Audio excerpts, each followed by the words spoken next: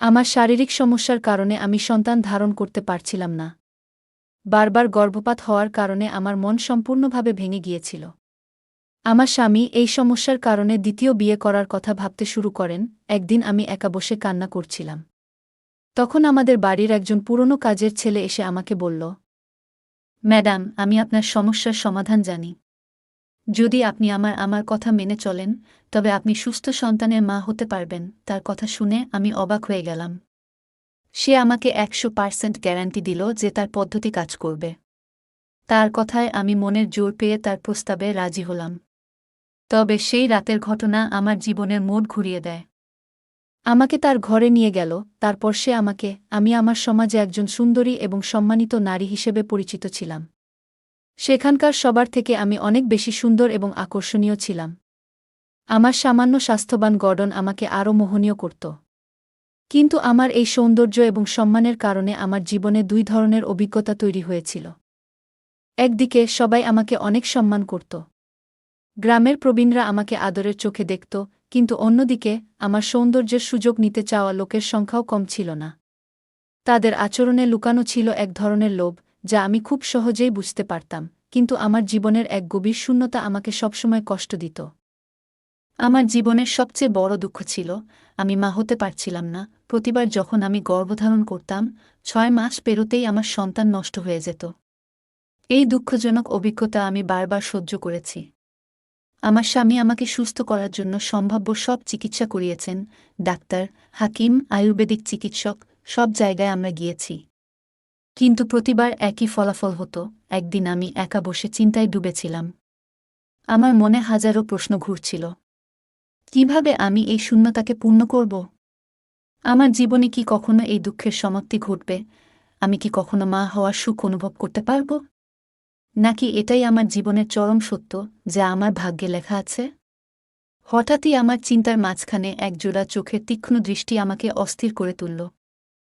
আমি অবাক হয়ে তাকালাম।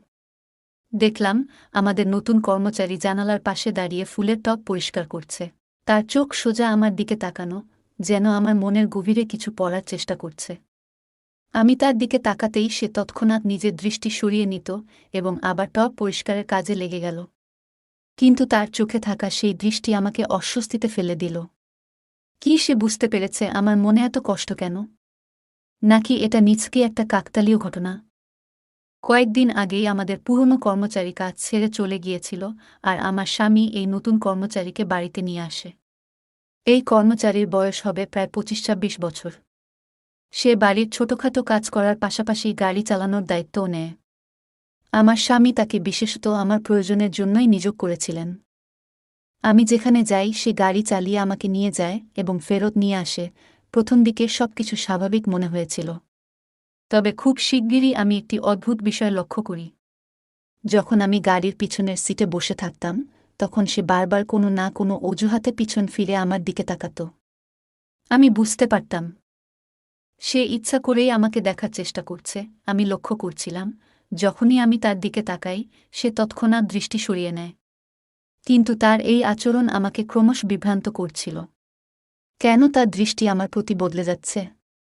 নাকি এই পরিবর্তন কেবল আমার মনের ভুল? এ নিয়ে আমি আরও অস্বস্তি অনুভব করতে শুরু করলাম। এদিকে আমার স্বামীর সঙ্গে আমার সম্পর্কেও যেন এক অদৃশ্য দূরত্ব তৈরি হচ্ছিল।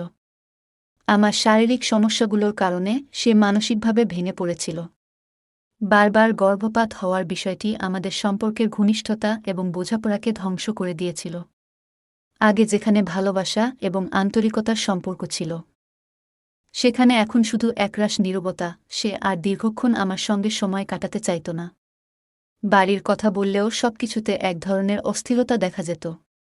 আমার অসহায় অবস্থার কারণে সে ক্রমাগত বিরক্ত ও মানসিক চাপ অনুভব করছিল। আমি নিজেকে খুব ছোট মনে করতে শুরু করেছিলাম। একজন নারী যার জীবনে সবকিছুই ছিল, সৌন্দর্য, ধনসম্পদ, একজন আদর্শ স্বামী, তবুও মাতৃত্বের আনন্দ থেকে বঞ্চিত হওয়ার কারণে আমি নিজেকে অপূর্ণ মনে করছিলাম। আমার মনে হতো পুরো পৃথিবী যেন আমাকে এড়িয়ে চলছে। সামাজিক অনুষ্ঠানে গেলে স্পষ্ট বুঝতে পারতাম, বিশেষত মহিলারা আমাকে অচ্ছুতের মতো দেখত। গর্ভবতী মহিলাদের উপস্থিতিতে আমার একাকিত্ব আরও তীব্র হয়ে উঠত।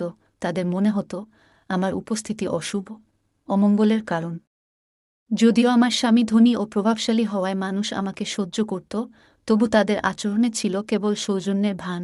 আমার বারবার গর্ভপাতের কষ্ট আমাকে সমাজ থেকে দূরে সরিয়ে দিয়েছিল। এক নারীর জন্য এটি শারীরিক, মানসিক এবং আবেগিকভাবে বিধ্বংসী। প্রতিবার সন্তানের হারানোর যন্ত্রণা আমাকে এক অসহায় ও ব্যর্থ নারীর অনুভূতিতে ডুবিয়ে রাখত। নিজের চোখের জল মুছে আমি হাতে থাকা খালি কাপটি টেবিলের উপর রেখে দিলাম। বাড়িতে আমার করার মতো তেমন কোনো কাজ ছিল না, কারণ প্রতিটি কাজের জন্য কর্মচারী ছিল। ফলে আমি সবসময় নিজের চিন্তায় ডুবে থাকতাম। রাতে যখন অজয় বাড়ি ফিরত, তখন আমার মুখের ক্লান্তি দেখে তার চোখে চিন্তার রেখা ফুটে উঠত। অজয় আমার বাবার অফিসে কাজ করত। প্রথমবার তাকে আমি বাবার অফিসেই দেখেছিলাম।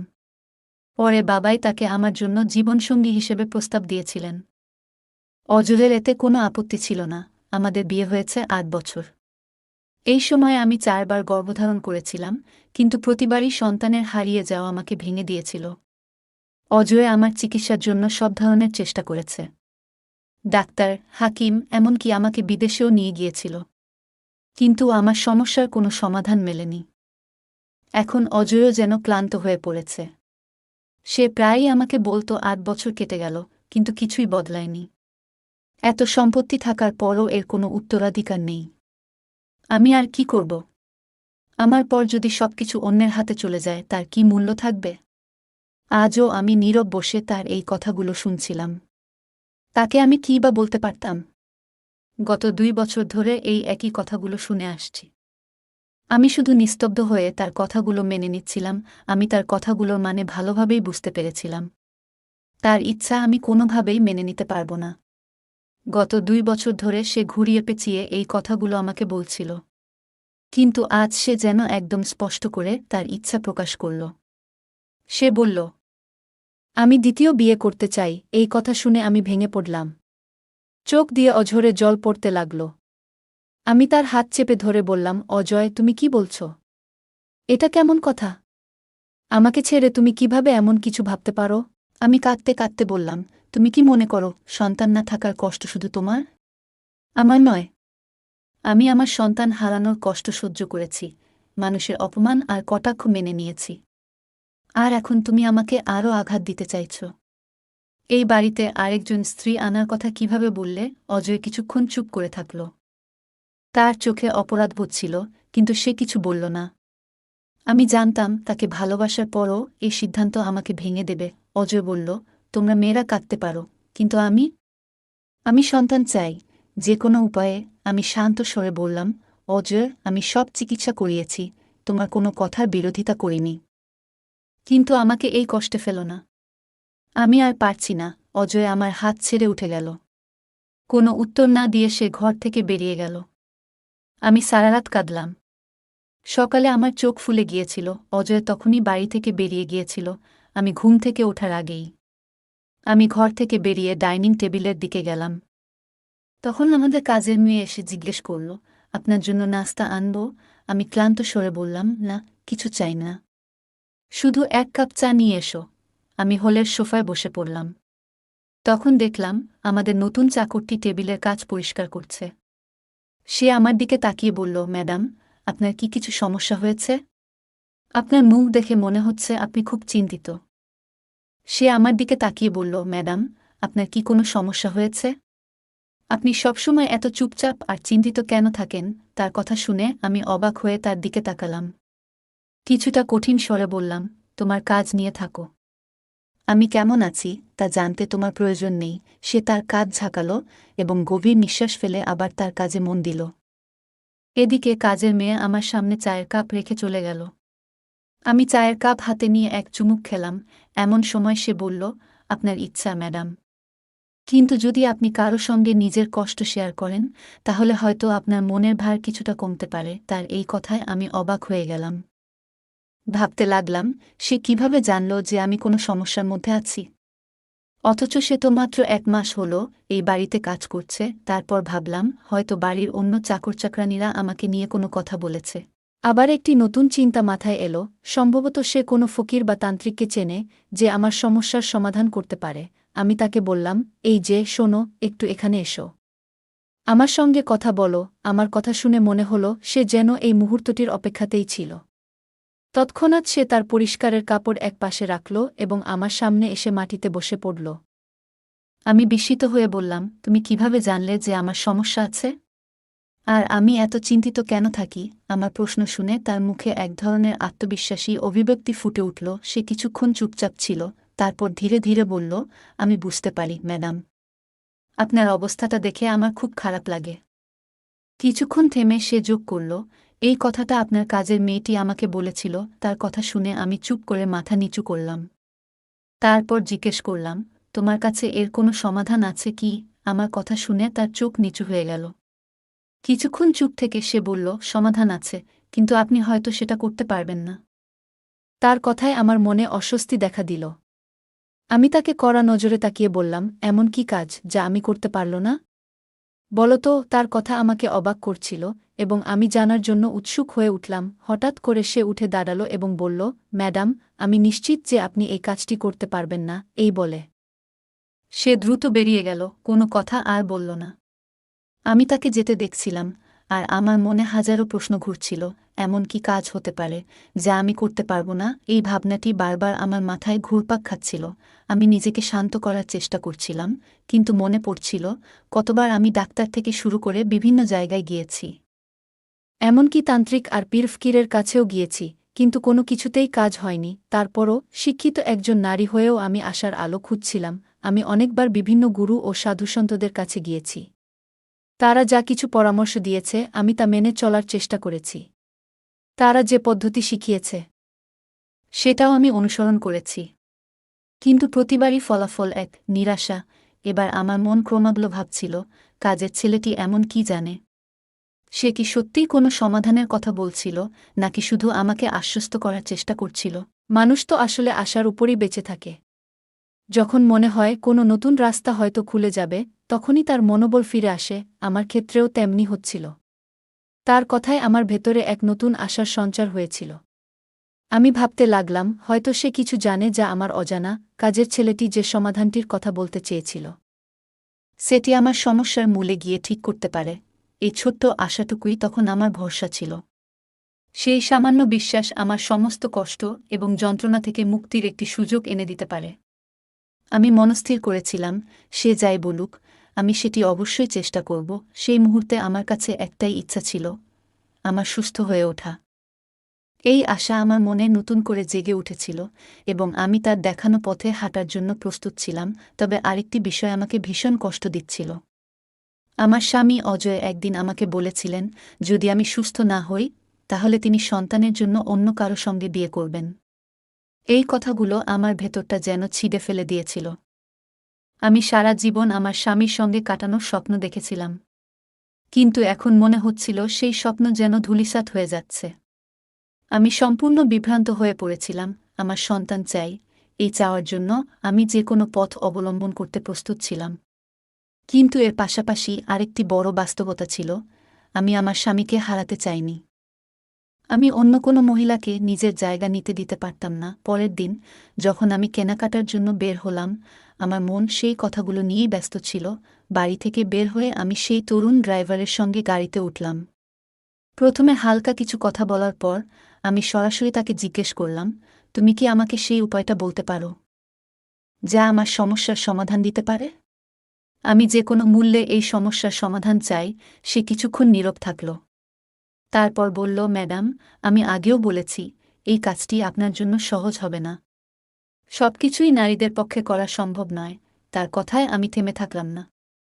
আবার তাকে বললাম, তুমি কি নিশ্চিত যে এই পদ্ধতিতে আমি 100% সফল হতে পারব? সে হেসে বলল, হ্যাঁ, নিশ্চিত। আমি এই বিষয়ে বাজি ধরতেও রাজি। তার কথায় এমন এক আত্মবিশ্বাস ছিল যে আমি ভাবতে শুরু করেছিলাম, হয়তো সে সত্যিই কিছু জানে। আমি জিজ্ঞেস করলাম, তুমি কি কোনো গুরু, ডাক্তার বা কোনো বিশেষজ্ঞের কথা বলছ? সে হেসে উত্তর দিল, না, এদের মধ্যে কেউই নয়। তুমি আগেও এদের কাছে গিয়েছ, কিন্তু কিছুই পাওনি। তার কথা শুনে আমার মনে একটাই প্রশ্ন ঘুরছিল, তাহলে এই সমাধান কার কাছে? তার কথাগুলো থেকে মনে হচ্ছিল সে যেন কিছু লুকাচ্ছে। আমি বারবার জিজ্ঞেস করছিলাম, তুমি আমাকে কেন সেই সমাধান বলছ না? কিন্তু প্রতিবারই সে আমার প্রশ্ন এড়িয়ে যাচ্ছিল। তার আচরণে মনে হচ্ছিল সে হয়তো কারো ভয়ে রয়েছে। আমি যত বেশি জানতে চেষ্টা করছিলাম সে তত বেশি চুপ হয়ে যাচ্ছিল। তার নীরবতা এবং অস্বস্তি দেখে আমার মনে হচ্ছিল বিষয়টা কোনো সাধারণ সমাধান নয়, বরং এর পেছনে কিছু গভীর রহস্য আছে। এখন আমি দিনরাত শুধু এই নিয়ে ভাবছিলাম। যদি সে আমাকে সেই উপায়টা জানায়, তাহলে হয়তো আমার পরিবার ভাঙনের হাত থেকে রক্ষা পাবে। এই সময় আমি লক্ষ্য করলাম অজয় এখন আর আমার সঙ্গে তেমন কথা বলে না। অফিস থেকে বাড়ি ফিরে সে ল্যাপটপ নিয়ে বসে থাকে, কিংবা ফোনে তার বন্ধুদের সঙ্গে কথা বলে বা চ্যাট করে। আমি কিছু বলতে গেলেও সে বিরক্তি প্রকাশ করে ঘর থেকে বেরিয়ে যেত। কিন্তু এরপর যা দেখলাম তা যেন আমার পায়ের নিচের মাটি সরিয়ে দিল। আজও আমি ড্রাইভারের সঙ্গে একটি শপিং মলে গিয়েছিলাম। সেখানে আমি অজয়কে এক সুন্দরী মেয়ের সঙ্গে দেখলাম। মেয়েটিকে সে শপিং করিয়ে দিচ্ছিল। দৃশ্যটি দেখে আমি অবাক হয়ে গেলাম। মেয়েটি অজয়ের সেই পুরনো সেক্রেটারি। আমার সঙ্গে থাকা কর্মচারীও আমার অবাক মুখের দিকে তাকিয়েছিল। কিছুটা দূরে একটি দোকানের ভেতর দাঁড়িয়ে অজয় আর মেয়েটি হাসছিল এবং কথা বলছিল। মেয়েটি নিজের জন্য পোশাক বেছে নিচ্ছিল এবং অজয়ের মতামত নিচ্ছিল। আমার মনে হচ্ছিল যেন আমি স্থির দাঁড়িয়ে পাগল হয়ে যাচ্ছি। আমার ভেতর থেকে কিছু যেন ভেঙে গেছে। অজয় আমার স্বামী। তাকে আমি প্রচণ্ড ভালোবাসি, তাই তার সঙ্গে অন্য কোনো মেয়েকে আমি সহ্য করতে পারি না। আমার মনে পড়ে যখন আমাদের বিয়ে হয়েছিল, তখন এই মেয়েটি অজয়ের ব্যক্তিগত সেক্রেটারি ছিল। বিয়ের পর আমি অজয়কে বলেছিলাম, তুমি যদি সেক্রেটারি রাখতেই চাও, তবে কোনো পুরুষ সেক্রেটারি রাখো। আমি তোমার সঙ্গে কোনো মেয়েকে সহ্য করতে পারব না। তখন অজয় আমার কথা মেনে নিয়েছিল। কিন্তু আজ তাকে আবার এই মেয়ের সঙ্গে দেখে আমার ভেতর নানা রকম চিন্তা জন্ম নিচ্ছিল। আমি আমার শপিং ব্যাগ সেখানেই রেখে দ্রুত পায়ে এগিয়ে গিয়ে অজয় এবং সেই মেয়েটির সামনে দাঁড়িয়ে পড়লাম। আমাকে দেখে দুজনেই হতবাক হয়ে গেল। আমি গম্ভীর স্বরে জিজ্ঞাসা করলাম, অজয়, এটা কে? আমার কণ্ঠস্বর ছিল তীব্র রাগে ভরা। অজয় শান্তভাবে বলল, তুমি এখন বাড়ি যাও। আমি বাড়িতে এসে সব বলবো। কিন্তু আমি জোর দিয়ে বললাম, না, আমাকে এখনই বলো। এটা কে? তুমি কিভাবে অন্য মেয়ের সঙ্গে বাজারে ঘুরতে পারো? তুমি আমার স্বামী, কিন্তু আমার জন্য তোমার কোনো সময় নেই। আমি যখনই তোমাকে আমার সঙ্গে শপিংয়ে যেতে বলি, তখন তুমি ব্যস্ততার অজুহাত দেখাও। অথচ এই মেয়ের সঙ্গে ঘুরে বেড়ানোর সময় তোমার আছে। আমার রাগ যেন আকাশ ছুঁয়েছিল। আমার কণ্ঠস্বর আরও চড়া হয়ে উঠল। আশেপাশের অনেকেই থেমে আমাদের দিকে তাকাচ্ছিল। অজয় চারদিকে একবার দেখে রাগান্বিত হয়ে আমাকে বলল, বাজারে এই নাটক করো না। বাড়ি যাও। আমি আরও জেদি হয়ে বললাম, কেন? আমি কেন বাড়ি যাব? তুমি আগে বলো, এই মেয়েটিকে? তুমি তো একে চাকরি থেকে বের করে দিয়েছিলে। তারপর মেয়েটিকে উদ্দেশ্য করে আমি বললাম, তুমি এখান থেকে চলে যাও। আর যদি তোমাকে অজয়ের সঙ্গে আবার দেখি, তবে আমি তোমার সঙ্গে কি করব? সেটা কল্পনাও করতে পারবে না। আমার রাগ এমন পর্যায়ে ছিল যে আমি নিজের হিতাহিত জ্ঞান হারিয়ে ফেলেছিলাম। আশপাশে কে দেখছে বা কি ভাবছে সেসব নিয়ে আমার কোনো মাথাব্যথা ছিল না। আমার মাথায় ছিল কেবল রাগ এবং হতাশা। অজয়ের সঙ্গে সেই মেয়েটিকে দাঁড়িয়ে থাকতে দেখে আমার আর সহ্য হচ্ছিল না। আমার কথাগুলো শুনে মেয়েটি দ্রুত সেখান থেকে চলে গেল। এরপর অজয় আমার হাত ধরে আমাকে মলের বাইরে নিয়ে এলো। আমাদের পেছনে সেই ড্রাইভার ছেলেটিও আসছিল। অজয় গাড়ির পেছনের দরজা খুলে আমাকে ঠেলে ভেতরে বসালো এবং নিজেও পাশে এসে বসে বলল, গাড়ি চালাও। ছেলেটি কোনো কথা না বলে গাড়ি চালাতে লাগল। আমি কান্নায় ভেঙে পড়লাম এবং বললাম, অজয়, আমি তোমাকে অন্য কারো সঙ্গে বিয়ে করতে দেব না। অজয় আমার দিকে ক্ষিপ্ত দৃষ্টিতে তাকিয়ে বলল, তুমিই মলে এত বড় কাণ্ড ঘটিয়েছ। এখন চুপচাপ বসে থাকো। না হলে এমন কিছু করে বসব যা তুমি কখনো কল্পনাও করনি। তখনই গাড়ি আচমকা ব্রেক করল। হঠাৎ এই ধাক্কায় আমরা দুজনই সামনের দিকে ঝুঁকে পড়লাম। অজয় রেগে উঠে ছেলেটিকে বলল, তুমি কি পাগল হয়ে গেছ? কেন গাড়ি থামালে? ছেলেটি পেছন ফিরে শান্ত গলায় বলল, সাহেব, নারীদের সঙ্গে এমন আচরণ করবেন না। ম্যাডাম ভীষণ কষ্টে আছেন। আপনি তাকে শান্তভাবে বুঝাতে পারতেন। আমি হতভম্ব হয়ে গেলাম। এই ছেলেটি এমন কথা বলল কেন? এটি আমার এবং অজয়ের ব্যক্তিগত বিষয়। সে কে যে আমাদের ব্যাপারে এমন মন্তব্য করবে? অজয়ের অবস্থাও একই রকম ছিল। তার আগেই সে রেগেছিল। এবার ড্রাইভার ছেলেটিকে বলল, তোমার সীমা ভুলে যেও না। তুমি আমাকে শেখাবে কিভাবে আমার স্ত্রীর সঙ্গে কথা বলতে হবে? নিজের কাজ করো আর গাড়ি চালাও। ছেলেটিও বেশ বিরক্ত ছিল। এবার সে গাড়ি খুব দ্রুত গতিতে চালাল। আমরা যখন বাংলোতে পৌঁছালাম, অজয় আমাকে টেনে ঘরে নিয়ে গেল। রাগান্বিত হয়ে বলল, তুমি কি চাও? যদি এভাবে নাটক করে যাও তাহলে সত্যিই আমি কাউকে বিয়ে করে এই বাড়িতে নিয়ে আসব। আমি ঠান্ডা গলায় বললাম, ভুলো না যে তুমি যে সম্পত্তি নিয়ে এত অহংকার করছো, সবটাই আমার। এই ব্যবসা আমার, এই বাংলো আমার। আজ পর্যন্ত আমি এই কথা অজয়কে বলিনি, কিন্তু এবার বললাম। আমি আরও বললাম, তুমি হয়তো ভুলে গেছ, তুমি আমার বাবার সঙ্গে কাজ করতে। আমার কথাগুলো শুনে অজয় আরও ক্ষুব্ধ হয়ে বলল, তোমার টাকার ওপর বড়ই অহংকার আছে, কিন্তু মনে রেখো তুমি আমাকে দিয়েছটা কি? এমনকি একটা সন্তানও দিতে পারোনি। যদি তোমার টাকার ওপর এতই গর্ব থাকে, তবে ঠিক আছে, আমি তোমাকে ডিভোর্স দিচ্ছি। এই কথা শোনার পর মনে হলো যেন আমার ওপর আকাশ ভেঙে পড়ল। অজয়ের কাছ থেকে আমি অনেক কিছু আশা করেছিলাম, কিন্তু ডিভোর্স? তা কখনোই না। অজয় মুহূর্তেই আমাকে ডিভোর্স দিল এবং বলল, তোমার এই বাড়ি আর ব্যবসা সামলাও। আমি দেখি তুমি কিভাবে সবকিছু চালাও। আমার টাকা পয়সার অভাব নেই। আমি নিজেই অনেক কিছু অর্জন করেছি। এই কথা বলে অজয় বাড়ি ছেড়ে চলে গেল। আমি তখন দাঁড়িয়েছিলাম যেন পাথরের মূর্তি। আমার এত বড় ধাক্কা সামলানোর ক্ষমতা ছিল না। আমি সেখানেই অজ্ঞান হয়ে পড়ে গেলাম। যখন জ্ঞান ফিরল, দেখলাম আমি আমার বিছানায় শুয়ে আছি। ডাক্তার আমার পরীক্ষা করছেন। ঘরে সেই ড্রাইভার এবং কাজের লোকও উপস্থিত। ডাক্তার আমাকে জ্ঞান ফেরাতে দেখে জিজ্ঞেস করলেন, আপনার কি হয়েছিল? কিন্তু আমি কি বলবো? আমি যে কি হারিয়েছি তা বোঝানো সম্ভব ছিল না। আমি কোনো উত্তর দিলাম না। ডাক্তার কিছু ওষুধ লিখে দিলেন এবং বললেন, এই ওষুধগুলো নিয়ে আসুন, আপনি ভালো হয়ে যাবেন। ডাক্তার চলে যাওয়ার পর ওই ছেলেটি বাড়ির কাজের মহিলাকে বলল, ম্যাডামের জন্য এক গ্লাস তাজা জুস আনো। কাজের মহিলাটি ঘর থেকে বের হয়ে গেল। ছেলেটি এগিয়ে এসে আমার কাছে এসে বলল, আমি জানি আপনি খুব বড় এক মানসিক আঘাত পেয়েছেন। এই কথা শুনে আমি অবাক হয়ে তার দিকে তাকালাম। কিভাবে সে জানত? কারণ অজয় যেসব কথা আমাকে বলেছিল সেগুলো তো আমি এবং সে শুধুমাত্র ঘরের মধ্যে শুনেছিলাম। আমি খুব ভেঙে পড়ে বললাম, তুমি এটা কিভাবে জানলে? সে শান্তভাবে উত্তর দিল, আমি আপনাকে চিন্তা করতে দেখেছি, তাই আমি বাইরে দাঁড়িয়েছিলাম। সাহেবও খুব রেগেছিলেন এবং আমি চিন্তিত ছিলাম যে তিনি আপনাকে কিছু না করে ফেলেন। তাই আমি আপনার কথা শুনতে পেয়েছি। আমি কান্নায় ভেঙে পড়লাম।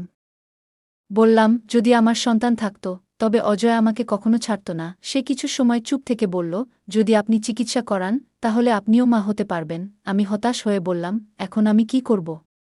কোথায় যাব? অজয় তো আমাকে ডিভোর্স দিয়ে চলে গেছে। সে কিছু সময় চুপ থেকে বলল, আপনি যদি চান আমি আপনার সঙ্গে বিয়ে করতে পারি। তখন আপনার সব সমস্যার সমাধান হবে এবং আপনি মা হতে পারবেন। এই কথা শুনে আমি অবাক হয়ে গেলাম। প্রথমে যখন আমি চিকিৎসার জন্য জিজ্ঞেস করেছিলাম, তখন এই ছেলে আমাকে এই প্রস্তাব দিল কিভাবে? যখন আমি তার কাছে চিকিৎসার ব্যাপারে জানতে চেয়েছিলাম, তখন সে সবসময় তা অস্বীকার করত। কিন্তু আজ অজয় আমাকে ডিভোর্স দেওয়ার পর সেই ছেলেটি বলল, যদি আমি তার সঙ্গে বিয়ে করি তাহলে আমার সন্তান হতে পারে। তার এই কথাগুলো আমার মাথায় বারবার ঘুরপাক খেতে লাগল। এটি কি সত্যি হতে পারে? আমার পুরো জগৎ যেন এলোমেলো হয়ে গিয়েছিল। আমি তাকে ঘর থেকে বের হয়ে যেতে বললাম, কিন্তু পুরো দিনটাই এই কথা ভেবে কাটালাম। এটা কি ঠিক হবে? যদি তার কথায় সায় দিই এবং সত্যিই সন্তান পাই, তাহলে কি কোনো ক্ষতি হবে? অজয় তো কেবল সন্তানের জন্যই আমাকে ছেড়ে দিয়েছিল। যদি আমার সন্তান হয় তবে হয়তো অজয় আমাকে আবার গ্রহণ করবে। তবে এই পুরো বিষয়টির মধ্যে একটি প্রশ্ন আমাকে তাড়িয়ে বেড়াচ্ছিল, এই ছেলেটির উপর আমি কি সত্যিই বিশ্বাস করতে পারি? তার শর্ত মানা কি সঠিক হবে? শেষমেশ আমি তাকে বললাম, তোমার সঙ্গে বিয়ে করতে আমার কোনো আপত্তি নেই। এই কথা শুনে ছেলেটি আনন্দে আত্মহারা হয়ে গেল। সেদিন সন্ধ্যাতেই আমার তার সঙ্গে বিয়ে হয়ে গেল। তখন আমি জানতে পারি তার নাম রোহান। বিয়েতে আমি বিশেষভাবে সজ্জিত হইনি, কারণ এটি আমার কোনো ইচ্ছার বিয়ে ছিল না, বরং এটি ছিল এক প্রয়োজনে নেওয়া পদক্ষেপ। রাত গভীর। ঘরের ভেতর টানটান নীরবতা। আমি বিছানায় শুয়েছিলাম, কিন্তু মনে যেন ঝড় উঠেছিল। আমার মন অনেক দ্বিধাদ্বন্দ্বে ভরা। এই বিয়েটা ছিল এক প্রকার বাধ্যতামূলক। যখন সে আমার ঘরে এলো, আমার হৃদয় দ্রুত ধুকপুক করতে লাগল। কিন্তু সেটা কোনো ভালোবাসার অনুভূতি ছিল না, বরং একরকম ভয়। একজন নারীর জন্য নিজের জীবনে অন্য কোনো পুরুষকে জায়গা দেওয়া খুবই কঠিন। আমি ঠিক এই কষ্ট এবং দুশ্চিন্তার ভেতর দিয়ে যাচ্ছিলাম। সেদিন রাতটা আমার জন্য অচেনা অজানা লাগছিল। তবে ১ মাস পর আমি জানতে পারলাম যে আমি গর্ভবতী। প্রথমে ভয় পেয়েছিলাম, কিন্তু পরে এক ধরনের আনন্দ পেলাম। আমার মনে আবারও প্রশ্ন উকি দিল, আগের মতো এবারও কি আমার সন্তানকে হারাতে হবে? এর আগে বারবার ৬ মাস পার হওয়ার আগেই আমি আমার সন্তান হারিয়েছি।